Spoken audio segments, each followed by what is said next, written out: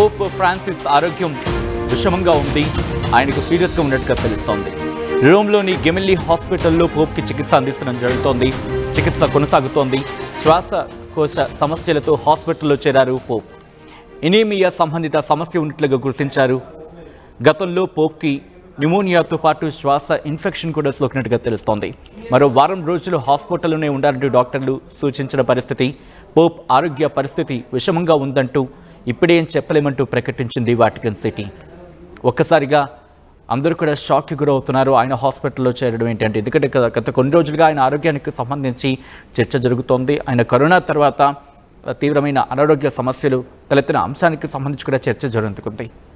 అటువంటి Pope Francis ఆరోగ్యం సీరియస్గా ఉందని తెలిసి యావత్ ప్రపంచం కూడా దిగ్భ్రాంతి వ్యక్తం చేస్తోంది. ఆయన త్వరగా కోలుకోవాలని, ఆయన మళ్ళీ తిరిగి యథావిధిగా తన పనులు కానిచ్చుకోవాలని కోరుకోవడం జరుగుతోంది. ఆయన కోలుకోవాలని ప్రతి ఒక్కరూ కోరుకుంటున్నారు. ఈ నేపథ్యంలో ప్రస్తుతం ఆయన ఆరోగ్యం ఎలా ఉంది, ఇటు వాటికన్ సిటీ కావచ్చు, లేకపోతే అక్కడ డాక్టర్లు ఏం చెప్పడం జరుగుతోంది తెలుసుకునే ప్రయత్నం చేద్దాం. మా ప్రతినిధి రామ్దాస్ అప్డేట్స్ అందించేందుకు సిద్ధంగా ఉన్నారు. రామ్దాస్, పోప్ ఫ్రాన్సిస్ ఆరోగ్యం ప్రస్తుతం ఎలా ఉంది? 88 సంవత్సరాలు ఉంటాయి పోప్ ఫ్రాన్సిస్ కి. క్రైస్తవ మత గురువు. ప్రస్తుతం ఆయన ఆరోగ్య పరిస్థితి విషమించినట్టుగా వాటికన్ సిటీ వర్గాలు చెప్తున్నాయి. శ్వాసకోశ ఇబ్బందులతో పాటు ఇంకా అనేక సమస్యలు ఉన్నాయి. అంటే ముఖ్యంగా ఆక్సిజన్ అందడం లేదు. శ్వాసనాళాలు పూర్తిగా ఇన్ఫెక్షన్ గురయ్యాయి. ఆక్సిజన్ అందించడం కష్టంగా ఉందంటూ వాటికన్ సిటీ ఎప్పటికప్పుడు అప్డేట్స్ అయితే ఇస్తుంది. 88 సంవత్సరాలపై పోప్ ఫ్రాన్సిస్ కి ఆయనకు న్యూమోనియా ఉంది, లంగ్ ఇన్ఫెక్షన్ ఉంది, దాంతో పాటు బ్లడ్ ఇన్ఫెక్షన్ కూడా ఉంది. దాని కారణంగా ఏమవుతుందంటే ప్లేట్లెట్స్ పడిపోతున్నాయి. Platelets పడిపోవడము, anaemia. సో ఇవన్నీ చాలా అంటే వైరల్, ఫంగల్, బ్యాక్టీరియల్ ఇన్ఫెక్షన్స్ ఒక్కసారిగా 88 సంవత్సరాల వయసున్న పెద్ద ఆయనకి ఎన్ని ఇన్ఫెక్షన్స్ ఒక్కసారిగా రావడంతో చాలా ఇబ్బంది పడుతున్నారు.